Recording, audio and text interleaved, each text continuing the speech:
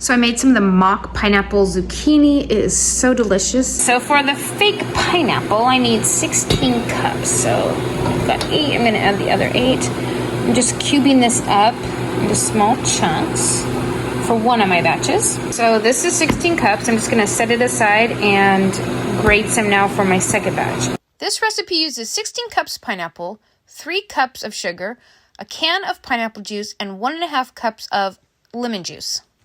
I'm just combining it all into the saucepan before I put it onto the stove.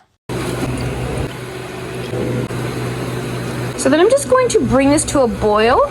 Once it's boiling, I'm going to turn the heat down and let it simmer for 20 minutes so the zucchini can become nice and soft. All right, it is all ready to ladle into our jars.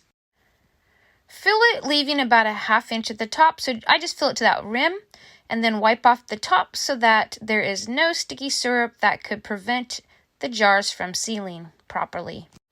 Lid's on, and then we're ready to pop them into the canner.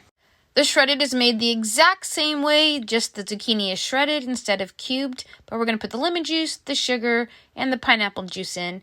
Bring it up to a boil and let it simmer for 20 minutes. While these guys are cooking, it's coming to a boil, so I'm going to turn the front one down to low and just let it simmer. These were in the water bath for 15 minutes, so they are all done and ready to come out.